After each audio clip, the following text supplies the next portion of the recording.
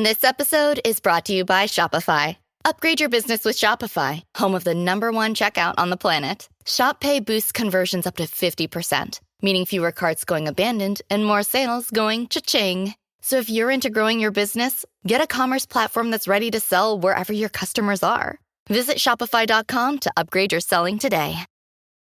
Ryan Reynolds here from Mint Mobile. With the price of just about everything going up during inflation, we thought we'd bring our prices down.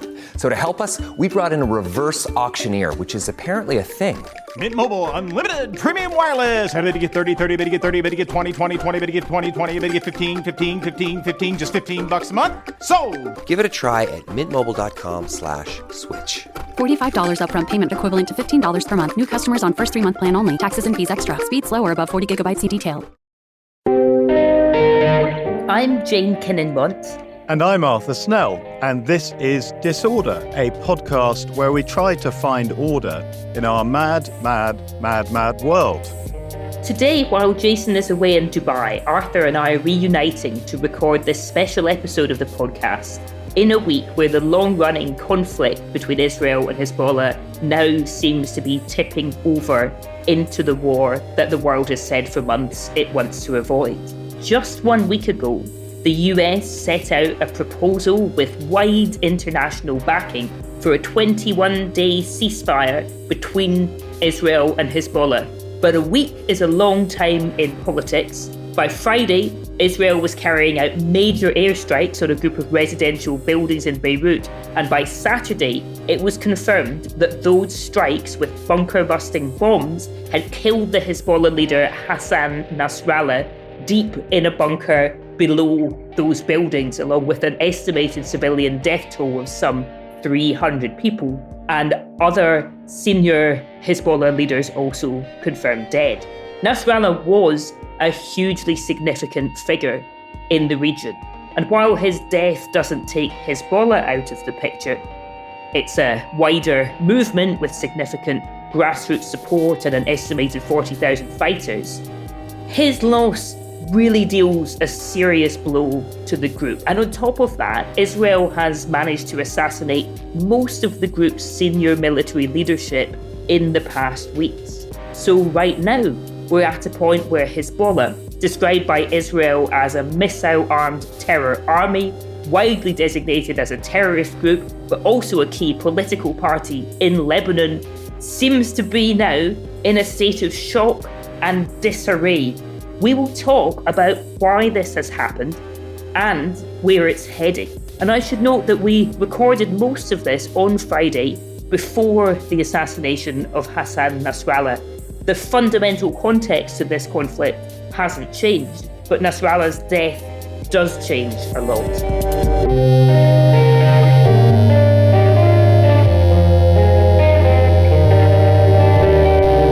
So Arthur, let's dig into what Israel and Hezbollah fundamentally want. On one hand, Hezbollah is a powerful force in the region that rejects Israel's right to exist. It's very well armed, and since October 7th and the Gaza war, it's been firing rockets into northern Israel that have displaced tens of thousands of people from their homes. So meanwhile, Israel sees Hezbollah as an existential threat, a larger threat by most analyses than Hamas. It doesn't want Hezbollah to exist either. Yet, since 2006, when the two fought their last war, they had established a kind of deterrence relationship, a long-term standoff, or you could call it a frozen conflict. There was some understanding about restraints and rules of engagement. Yes, before October 7th, there were already questions about how long that would be sustainable. But now, is Israel ultimately seeking to re-establish deterrence with Hezbollah on new terms? Does it want to go back to the situation before October 7th? Or is it trying to do something larger? Does it now see that it has an opportunity to degrade or even destroy Hezbollah when it's clearly managed to be able to penetrate it and gather intelligence on it to a much greater degree than anyone had thought? Arthur, I'd love to hear your thoughts. Yeah, well, thanks, Jane. I think I'll start by talking a bit about Hezbollah, because as you rightly said at the end there, the degree to which Israel had sort of penetration of the organization, had an ability to understand where all of its senior leadership were at different times, and of course also had the ability to intercept the supply chain of communications devices going back to the pagers and walkie-talkies, shows an extraordinary degree of intelligence success, which has then been translated into strategic military strikes. And I think it would be fair to say that I, like many people, when I first saw the news of the exploding pagers, exploding walkie-talkies, I felt, well, this is a tactical masterstroke. It's a sort of classic case study of what we assume is Mossad's ability to really show what it can do. But does it really change the nature of the game? But when you layer on top of that, as you say, the removal of a layer of leadership up to and now including Hassan Nasrallah, who, as Secretary General of Hezbollah, somebody you cannot overestimate his importance. All those things come together. I think you have to say that this is a strategic strike against Hezbollah. This is not about deterrence. This is about seeking to destroy the organization. Now, that doesn't mean that it will succeed because, of course, as you've also observed, Hezbollah exists both as a militant terror organization, as a proxy for Iran, as a front for particularly Shia Islam in its militant form, but it also exists as a popular political movement, something that provides social services. So the point is that it has a grassroots, it has a reason to exist, which is in addition to its kind of militancy. But clearly, at the moment, Hezbollah doesn't look like it has the capacity to respond, and it may literally just lack the leadership, lack the ability to understand how it can respond. But I think we should add to that, because it seems to me that what we're seeing is Israel trying to reshape a wider picture. And basically, we have to step back and think about, well, what has been going on between Israel and Iran? You've had this kind of Cold War, and Iran's methodology was to empower a series of proxy groups, of which Hezbollah was very well known, but we know about the Houthis. There are Shia militias in Iran, and they're not all Shia, of course. There are other militias. Hamas itself had relations with Iran and got support from Iran. So that was a methodology that existed. And what did we see in addition to the strikes on Hezbollah, which killed Nasrallah? Well, we saw strikes on the Houthis in Yemen.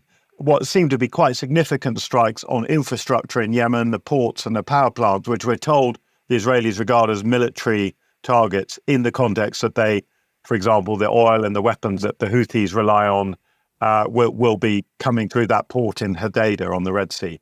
So this seems to me to be evidence that Israel has decided we are going to try to permanently degrade Iran's network of proxies.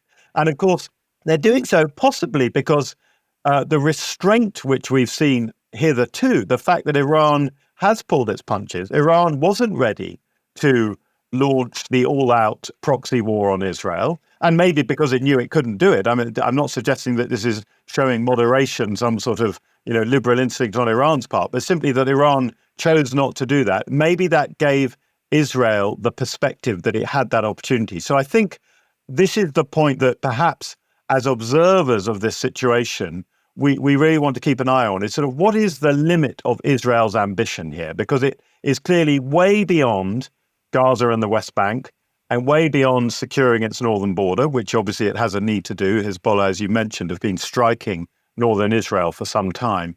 It appears to be a grander ambition. So I just wonder whether we're moving into an era which might feel reminiscent to some of the older ones among us, the era after 9/11, when America felt it had a chance to reshape the Middle East. It didn't work out that way, but it was certainly that people felt that there was a moment of opportunity. And I just wonder, I think Israel is feeling that moment of opportunity at this time.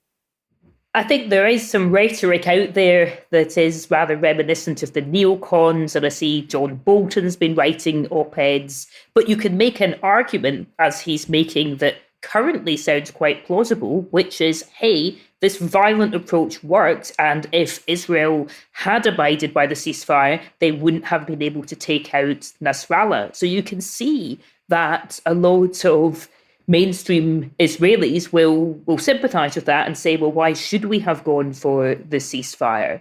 Against that, I'm not sure how much most Israelis believes in reshaping the Middle East. I mean, you can find certain voices like the Minister for Diaspora Affairs, who had been tweeting about the borders don't count anymore, Sykes-Picot's out of date, we should change things, go into southern Lebanon, expel the enemy population, etc.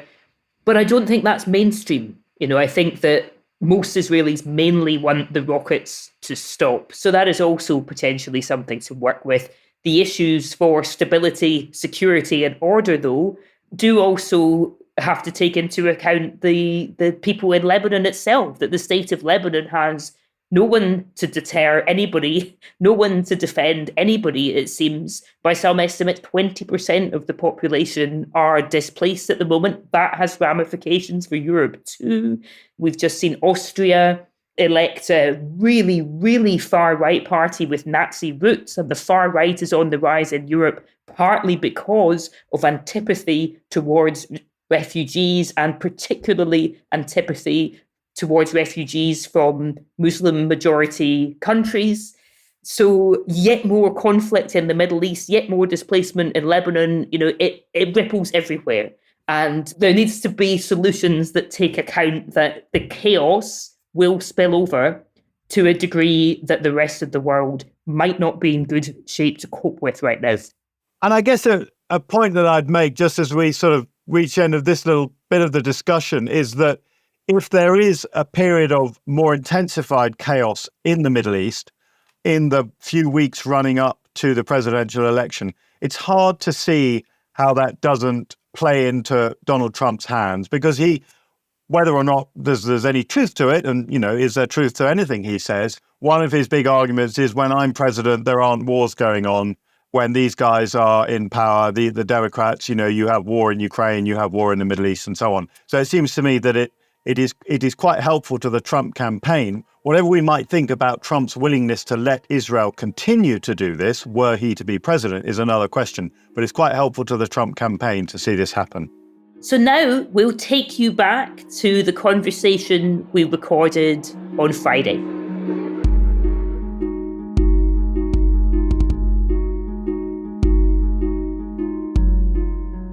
Hezbollah, of course, are on the back foot. They're reeling. They've suffered this series of strikes. But I don't think we've yet seen anything like the full force of Hezbollah's rockets and missiles that it can fire at Israel. What's your take on that?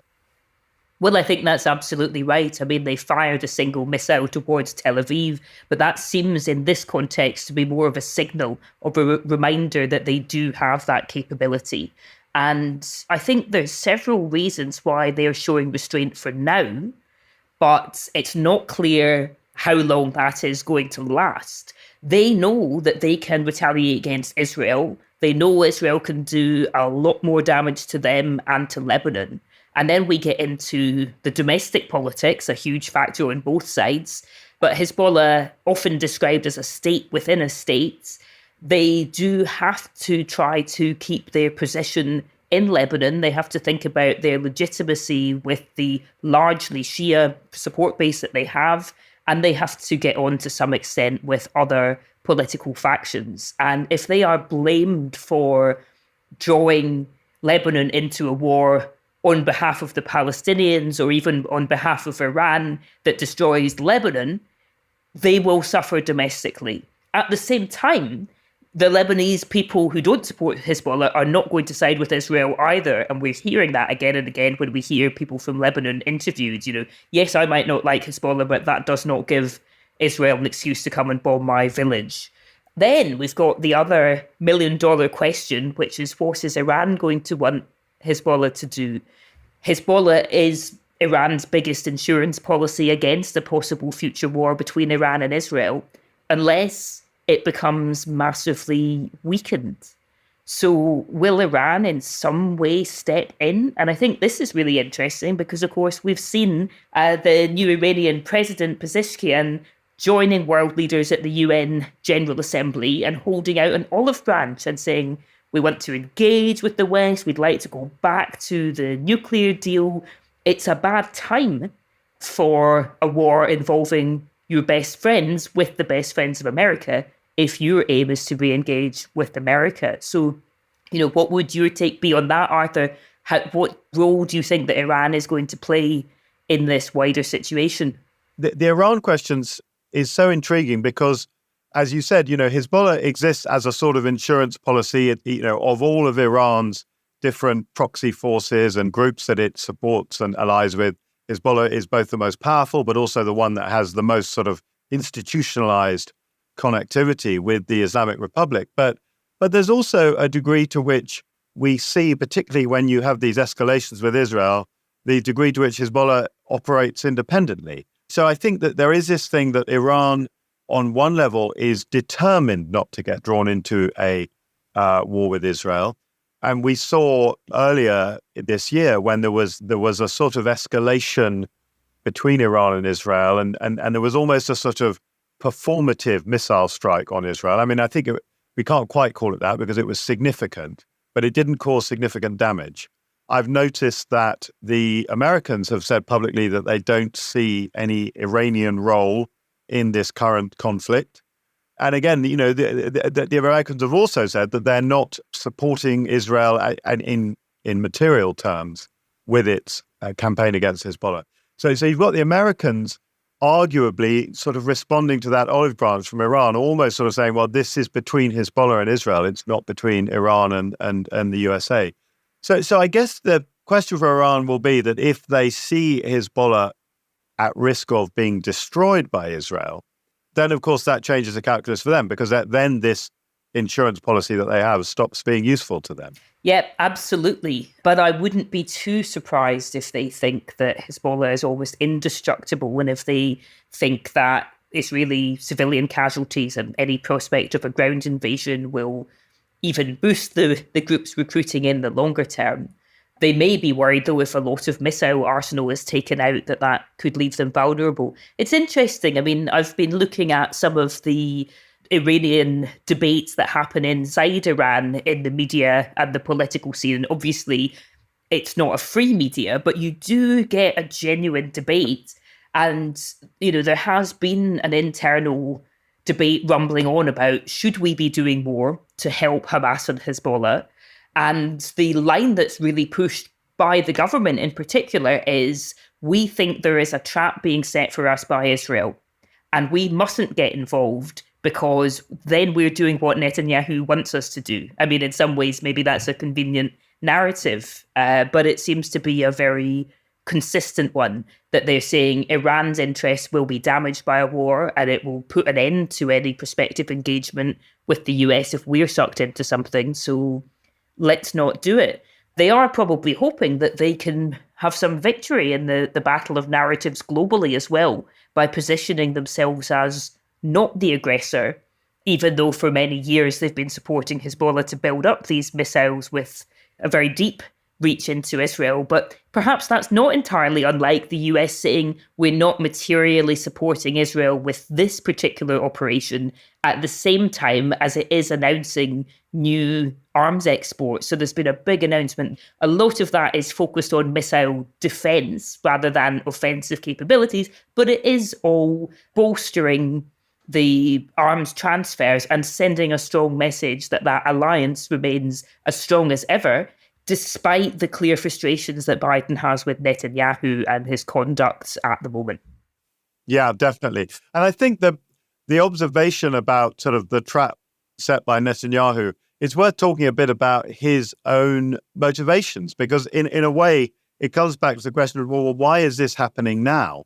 One answer, there's lots of speculation. There was the speculation that the Israelis had managed to sort of feed these devices, these booby trap devices into Hezbollah, but they were on the point of being discovered, and that led them to hit the red button, as it were. But another possible explanation, which is not necessarily contradicting of that one, is that Netanyahu put pressure to start something because actually he knows that his career in Israel almost requires there to be conflict now, because he's, as we all recall, back in October, prior to the Hamas massacre, the main sort of agenda in Israeli politics was the corruption of Netanyahu, the huge protests against his judicial reforms and so on. And you layer onto that the situation with the hostages and Netanyahu's quite shall we say, mixed position on the issue of Israeli hostages being held in Gaza, and the fact, of course, that the Israeli public, this is almost their highest priority, to see the return of hostages. So Netanyahu has this fear that if the Gaza crisis is brought to some kind of ceasefire and a hostage deal, focus then turns back to him as a flawed and unpopular prime minister. Well, if there's another war on, he gets to kick that can a bit further down the road, doesn't he? Well, this is really interesting. I mean, as Jason said previously, Netanyahu is in a lot of ways a classic populist. He is in a democratic country, but one that's had quite unstable coalition politics, and he seems to be a master of that coalition politics, and his opponents would accuse him of really trying to undermine the institutions of democracy and prolong his own rule. It does show you how precarious the internal politics are, and again, how do diplomats deal with it? I mean, it has seemed in recent months that the US is trying to send out quite strong signals that they would like to work with people other than Netanyahu. His old rival but coalition partner, Benny Gantz, was feted in Washington when Netanyahu himself wasn't. But how can they take these issues into account? You know, how can they deal with a prime minister who is constantly at risk of being outflanked from those on the right who are saying things like, it's just going to be war till Hezbollah surrenders, which sounds like that could be quite a long time. Yeah, I mean, I think that what's interesting is actually although they're clearly very different countries in scale and all the rest of it, but there is some sort of similarity between the politics of Israel and the politics of the United States. You've got high levels of polarization and a set of politicians who are willing to outflank to the right and to a more populist nationalist degree. Biden has a career built on, among other things, being very close to Israel. And of course, for Democrats, it's one of the ways they reassure their centrist voters that they are part of this traditional American support for Israel. But then you set against that, you've got Netanyahu, who I think it's often been said knows probably American politics almost better than he knows Israeli politics. He lived in America. He's got an instinct for playing the American political scene. Netanyahu knows that the Israel crisis, Israel-Gaza, Lebanon crisis, is a material issue in the upcoming presidential election. And so Joe Biden's room for maneuver is really, I think, much less than what people might imagine. And I mean, that's not to excuse America. You know, America has, for decades, of course, has looked the other way as Israel pushes further on things like illegal settlements on Palestinian land, has sort of ignored the rise of an extreme political movement inside Israel. And of course, a lot of the funding for that comes from America. So I'm not excusing Biden or the United States, but there is this degree to which actually the room for maneuver of the US president, who we sort of imagine is the world's most powerful person, is actually very limited. Interesting. So we should talk also about domestic politics in Lebanon, another fascinating and complicated place. And you know, when it comes to Gaza, it seems amazing that all the focus has been on Hamas, both militarily and politically. Ceasefire talks are with Hamas. The beleaguered Palestinian Authority is completely sidelined, and essentially no one is treating them like a relevant player. At least the Western diplomats aren't. They do get to go, you know, Mahmoud Abbas has been hosted in Saudi Arabia, Turkey, and so forth.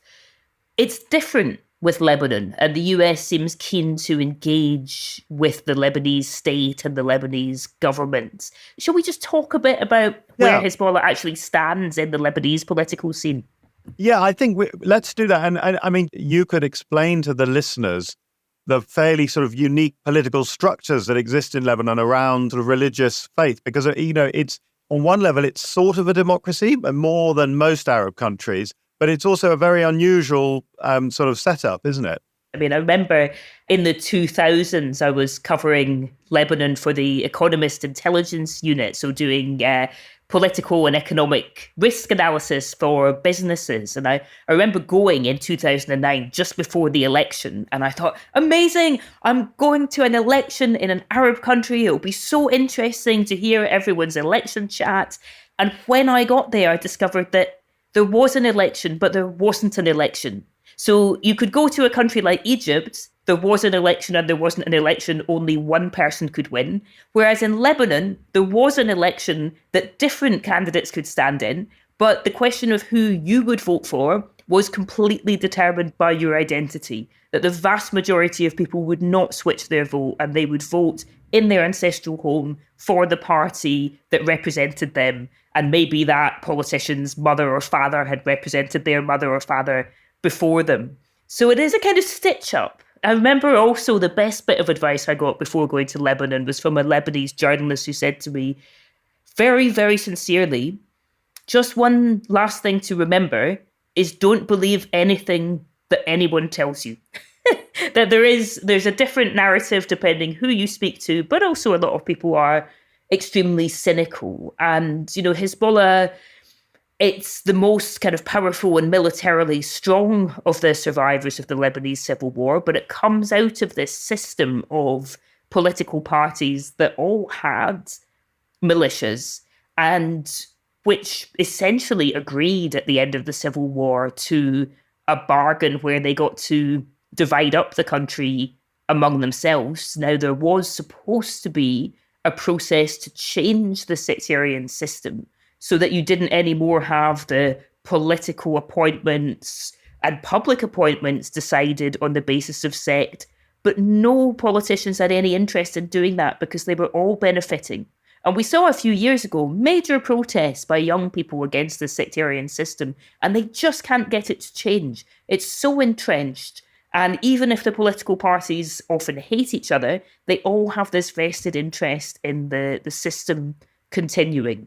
I remember one cynical economic journalist putting it to me as, you know, there's a deal between, at that time, Saad Hariri's government and Hezbollah, which is, we won't look at your weapons and you won't look in our pockets, by which he meant they could get away with getting rich and Hezbollah could get away with being the resistance and everyone kind of left each other alone. And I think, you know, it raises really big questions about how you might disempower or disarm a group like Hezbollah, because it's part of a system, it fulfills a function, it represents poorer Shia that feel that they've been hard done by for a long time, and they will be able to recruit and recover unless there are bigger efforts to change that Lebanese political system. That all sounds pretty fatalistic. Against that, you know, they do need to keep a certain balance within the system. You know, in the parliament, they have about 10% of seats. So their military power is kind of outsized to their political representation. And the others in government can be go-betweens. The others in government can also help mediate with the countries that are most important to Lebanon's economy, which are the Gulf countries. They can be helpful here too, although they haven't made a lot of noise in the last few days. But you know, they don't want Lebanon to be in a state of collapse. They want to go there on holiday, among other things. So thinking of Lebanon beyond Hezbollah is really, really important. But that does also mean listening to the people from Lebanon that aren't Hezbollah supporters that say a ground invasion will be a disaster. But let's see, things are, of course, very unpredictable. Yeah, one of the things I was thinking as you were talking there about Hezbollah and its role, it's fairly, you know, its importance politically, but also the limits of that versus its role as a military power is, of course, in a normal situation, if one country started firing rockets and doing airstrikes against its neighbor, we would be talking about the army and the military of that country. And of course, Lebanon does have armed forces, doesn't it? And in fact, Western countries, Britain and others, have spent quite a lot of money in recent years trying to build up those armed forces. So what's the role for them in this crisis? Well, this is interesting. This starts to take us into the how we order the disorder section, which we'll come on to. But you know, there has been a suggestion from former British ambassador to Lebanon, Tom Fletcher, that part of the solution to the current crisis should be to get the Lebanese armed forces on the ground on the Israel-Lebanon border, not Hezbollah forces, and certainly not foreign forces. I mean, one of the worst scenarios we could imagine is if there is a ground war, the risk that fighters could come from Syria or from Iraq through Syria, justifying that by the need to fight Israel. I mean, these are horrible scenarios for everybody. But Tom Fletcher is suggesting the Lebanese army could be on the ground to get the authority of the Lebanese state back into the South Lebanon border. Now, we can add to that, of course, there is a UN peacekeeping force. Yeah. There are the UNIFIL peacekeepers who cannot do all that much in the middle of a hot war, it seems. But is there some way for the Lebanese armed forces and for UNIFIL to enforce a peace agreement? Now, clearly one of the things that Israel wants is for the enforcement of the UN resolution that ended the last Lebanon war, for Hezbollah forces to go back north of the Litani River. Is there a way that the Lebanese army and perhaps the international peacekeepers could enforce security in the south enough to enable residents in Israel to go back to their homes in northern Israel? That is going to take a political agreement with Hezbollah, but it could be a way of making sure that there was security provided for people on both sides of the border, because, of course, people in southern Lebanon also feel insecure, and tens of thousands of people have left their homes on both sides of that border over the past few months.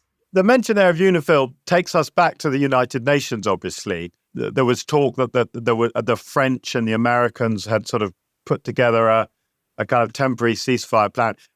That looks like it's failed. Do we think there's any prospect of the sort of international community, rather than at a sort of military level, but at a diplomatic level, to kind of wind in both sides as this sort of escalation continues? I think it's really important when we're talking about the Middle East that we do talk about the ways that things can move forwards, and that it doesn't become the kind of fatalism that induces fatigue that, oh God, it's the Middle East and this always happens. I know that's your thinking as well, to try to find ways out. But I think over the past week, it's been a bad week for the credibility of the international leaders on this issue. There is something about turning on the news and seeing an image of Blinken or Starmer saying, I'm really concerned. And then in the other half of the screen, it's bombs going off. And it really makes the international diplomacy to the average person, and indeed to the expert person, and to the people on the ground, just look helpless.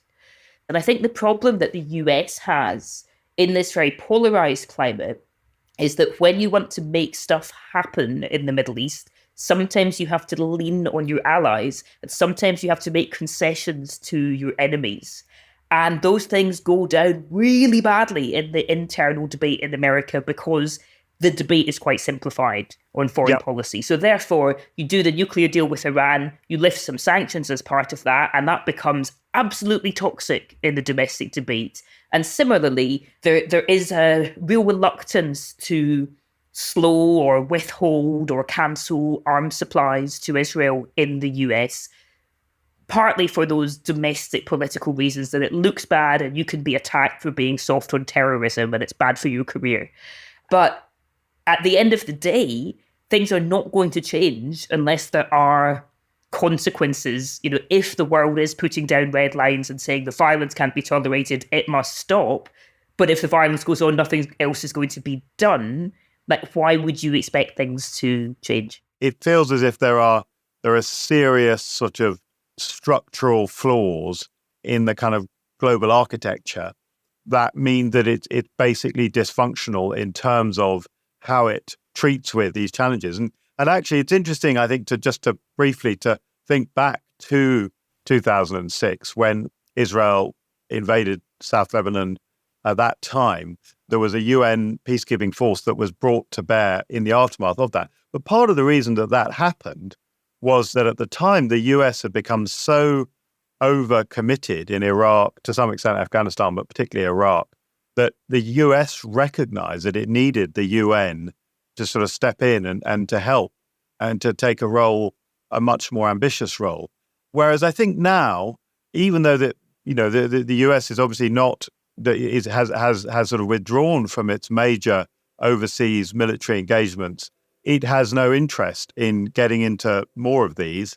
But nobody expects that the UN would step up or would have the resources to do so. And of course, this is not necessarily about the institution of the United Nations. It's about the degree to which its members, i.e. the countries of the world, are willing to give it the power that it needs to do things. Well, we have definitely sketched out some pretty serious problems that form part of our global disorder. So I think we'll have a quick break. And after the break, let's try and order the disorder.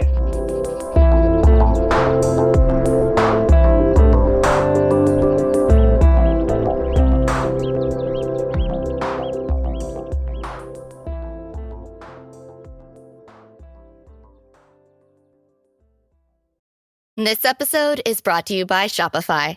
Upgrade your business with Shopify, home of the #1 checkout on the planet. Shop Pay boosts conversions up to 50%, meaning fewer carts going abandoned and more sales going cha-ching. So if you're into growing your business, get a commerce platform that's ready to sell wherever your customers are. Visit shopify.com to upgrade your selling today. Mega orderers, wanted to tell you guys about another podcast that I really like, The Jordan Harbinger Show. We're really fortunate to have Jordan as a guest later this year. He is a superstar. His show features in-depth interviews with some of the world's most fascinating minds. And what Jordan brings to the pod is a cool, calm Californian energy, talking about tech regulation, but then also relationships and some self-help advice. He also speaks with some of the most fascinating minds out there, like Jamie Metzel and Bill Browder. It's really a must-listen for any of you mega orderers out there. Search for The Jordan Harbinger Show on Apple Podcasts, Spotify, or wherever you get your podcasts. The European Union is at war with illegal immigration. People once welcomed I feel now I have a new life, are now hunted. Will shoot you by some missiles. Migrants are dying. Are we animals or human? Voters are angry. Noi siamo persone! But migration hasn't stopped. So is this a war that EU politicians can win? Are you a democratic state or are you not? And who are the people standing in their way? Borders are not just difficult, they are also killing people. Fortress Europe is an in-depth, on-the-ground journey into the dark side of EU migration policy, from the shores of the Mediterranean to the streets of Dublin, with me, journalist Andrew Connolly. Available on Apple, Spotify, and wherever you get your podcasts. So now it's time for us to try to bring some order to this disorder for the benefit of our mega orderers in our audience, and talk about, how to get through this crisis. We've talked about all the difficulties facing diplomacy, but surely there is some way to meet the stated aims of the two parties here. They may be mortal adversaries, but each has actually laid out aims that seem not impossible to meet. So Israel's Prime Minister has said that his aim is to get Israeli citizens safe enough to return to their homes in northern Israel. And Hezbollah has said that it would stand down if there was a ceasefire in Gaza. Obviously, that ceasefire has been elusive, but surely it's not impossible. Do you think that is what it will take to end the fighting on this front too? Or could something be done even while the war in Gaza is still raging? I think it's hard to imagine that you can sort of disentangle the Lebanon piece from the Gaza piece. But obviously, on Gaza itself, if reports are accurate, and there's no reason to think that they aren't, we've been very close to a ceasefire being able to be declared. And we go back to Netanyahu's role as a sort of disorderer, one of the great disorderers of the modern era, that he is possibly one of the main obstacles to the Gaza ceasefire, as well as the probably, one of the main people pushing forward on the Lebanese operation. But I think there's still a basic consideration that at a certain point, it probably becomes impossible for Netanyahu to reject a ceasefire in Gaza if it's clear that that is also, what goes with that is abandoning Israeli hostages to their fate. So whilst that doesn't sound like a very optimistic framing, what I'm saying is I think that actually the chances of a ceasefire in Gaza are not zero. I think that's right. And it's been just so frustrating to hear diplomats say things like the deal was 90% done, and then that 10% doesn't seem to happen.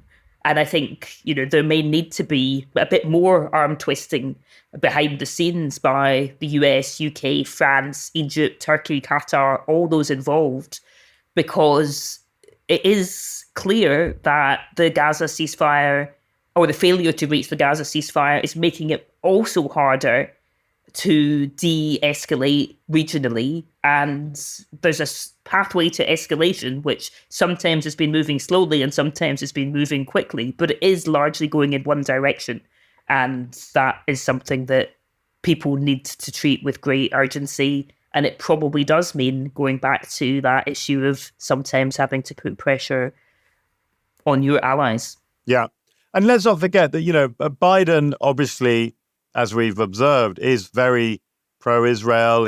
Part of his sort of political identity comes with that. But he did, at one point, restrict certain sorts of weapons exports to Israel. Of course, Britain, under Starmer, with our new government, has chosen to do that as well. So it's not, lots of people feel great frustration. They sense that Israel gets to do whatever it wants, that there aren't any red lines. And there's a lot of truth to that criticism, but I think it's not completely true, that there are ways in which Western governments are willing to put a bit of pressure on Israel, but it's always in the context of very complicated domestic political considerations, clearly in America, but even in this country, of course, Keir Starmer had to fight some complicated battles over his party's approach, both to Israel, both to the question of anti-Semitism, to the war in Gaza. It impacted electoral results in several constituencies. So nobody can look at this without considering the challenges that they have in their own domestic position. Well, that's it. And domestic politics comes first, usually, for most leaders. I was interested to see this clip from the Labour Party conference where Starmer was heckled about Gaza, and he responded by saying, I think your pass was for the 2019 Labour Party conference. That was a joke a lot of people thought was a bit tasteless. But to me, it was really, really revealing, because it has always seemed to me that this issue of how the Labour Party approaches the Gaza war has really been seen through the lens of internal Labour Party politics and a party that has wanted to distance itself from the era of Jeremy Corbyn. And I think all of the negotiation efforts and the efforts to find that order need to be well informed by understanding the domestic politics of each of these countries and how these things can play out. And that comes to, great advice from one of the world experts on mediation and negotiation, William Ury. He does training in mediation. And one of the great ideas that he has is when you're playing out a scenario for negotiations, you should try to write the victory speech of your enemy. You do not actually want, in a negotiation, to push something so that your enemy is humiliated. You want them to be able to go home and say, we won. And to some extent in 2006, that did happen with Israel and with Hezbollah. And I think there are ways that can happen if they do reach a ceasefire now. But actually, it's really important for both sides to be able to tell their publics, we've done well, and that means we don't have to fight anymore. Yeah. And the interesting thing about this point about de-escalation is that when we're looking at the faint glimmers, and they are, of hope here, a couple of things that we've already picked up on. Well, one is Iran actually doesn't seem to be wanting to sort of get stuck in on this whole situation. Actually, your observation that Israel probably doesn't want a ground invasion. People describe South Lebanon as a killing zone for the IDF. If you think Gaza's tunnels are bad, wait till you see the ones in South Lebanon, I think is sort of one way to put it. And equally, Hezbollah only seem to have fired one missile at Tel Aviv. So does that also tell us that they're trying not to escalate? So perhaps what we're seeing here is not the full-scale war between Israel and Hezbollah that people have been talking about, that actually this is still in some way that is very dangerous and very risky, but it's still in some way a sort of contained series of exchanges rather than a full-scale military assault.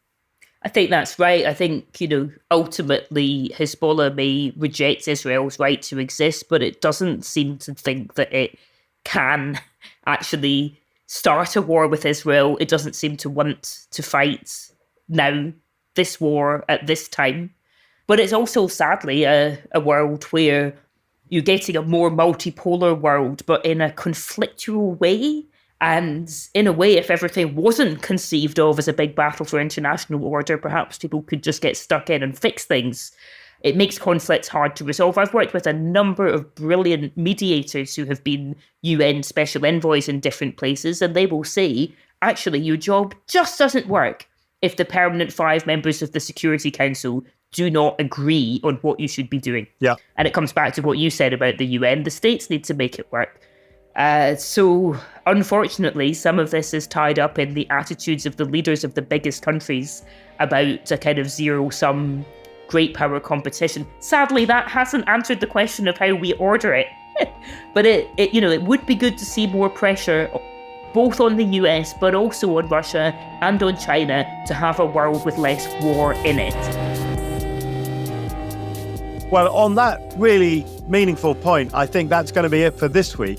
If you too want to help order the disorder, you can tap follow right now, and you'll be notified when every episode launches.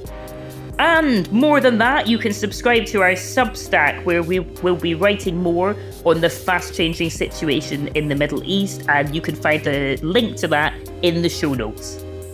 Our producer is George McDonough. Our executive producer is Neil Farron. Thanks for listening, and I hope you have an orderly week.